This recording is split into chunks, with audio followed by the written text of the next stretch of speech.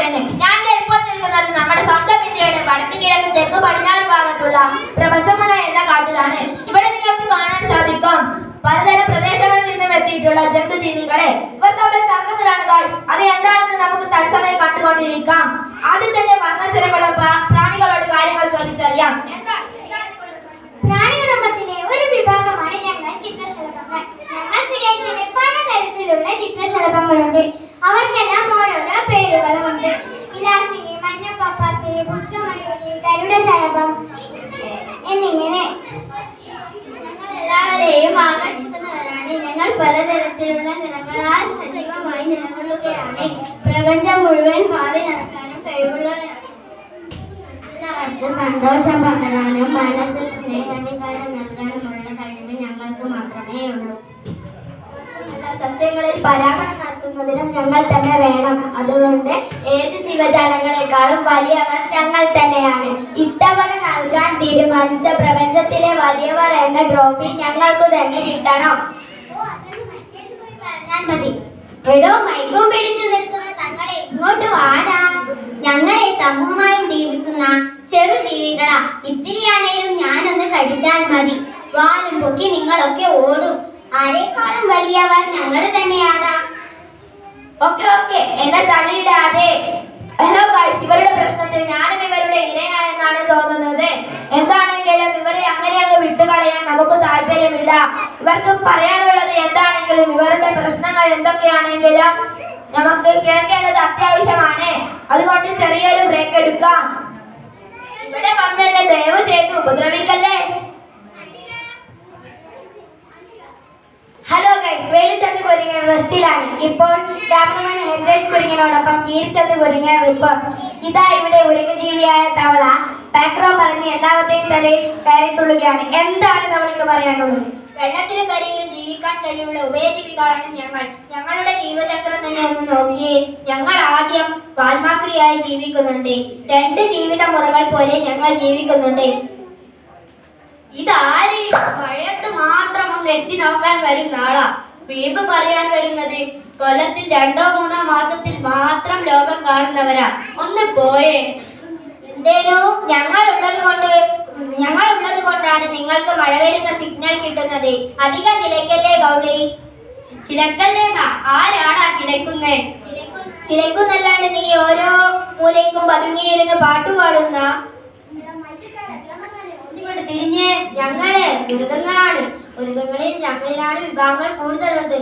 പാമ്പ്, കല്ലി, ഓന്ത്, അരണ, ആമ മുതലായവയിൽ പലതരം. ഞങ്ങളോട് കളിച്ചാലേ നിങ്ങൾക്ക് എത്തില്ല.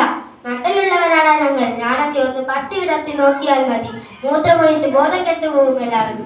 അതുകൊണ്ട് ഇത്തവണത്തെ പ്രപഞ്ചത്തിൽ വലിയവരെന്ന തൊട്ടി ഞങ്ങൾക്ക് തന്നാണ്. അട്ടത്തിരുന്ന് താഴെ നോക്കുന്നത് കൊണ്ട് ഞങ്ങളുടെ വാക്ക് ശ്രദ്ധിക്കാതെ പോവല്ലേ. പൊരിഞ്ഞ വെയിലിലും കോരിച്ചെറിയുന്ന മഴയിലും ആരോടും സങ്കടം പറയാതെ ജീവിക്കുന്നവരാണ് ഞങ്ങൾ. കുഞ്ഞുങ്ങളുടെ വയറു നിറയ്ക്കാനായി ചിറകുകൾ വേദനിക്കുമ്പോഴും അകലങ്ങളിൽ പറന്ന് തീറ്റ കൊണ്ടുവന്ന് പോറ്റുന്നവരാണ് ഞങ്ങൾ.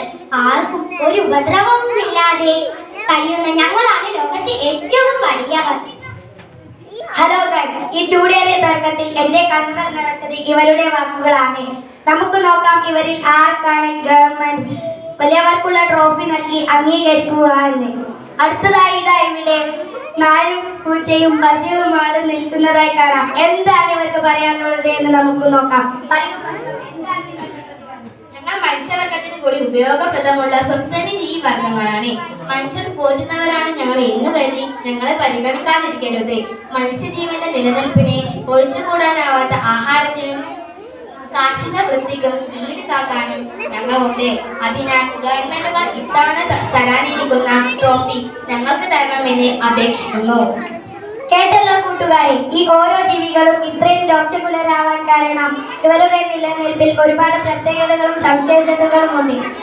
ഇവരിൽ ഏത് ജീവിവർഗത്തിനാണ് ഗവൺമെന്റ് സിംഹരാജൻ ട്രോഫി നൽകി അംഗീകരിക്കുക എന്ന് നമുക്ക് കാത്തിരുന്നു കാണാം.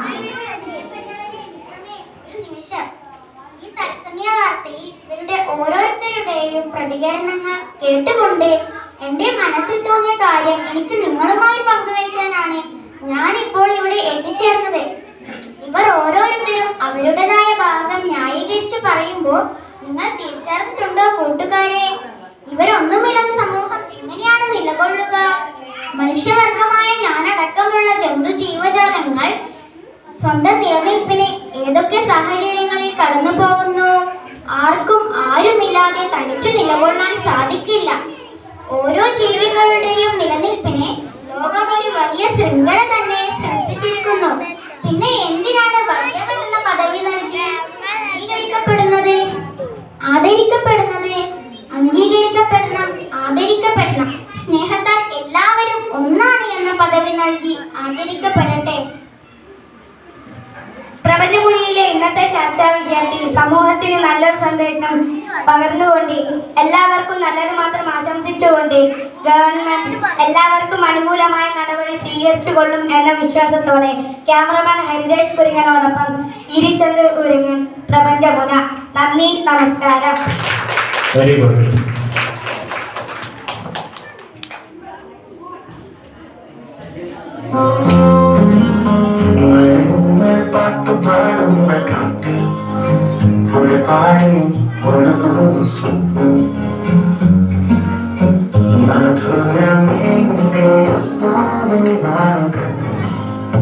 പ്രകൃതി പകർന്നിടവും പുളിക്കേടും പറന്നു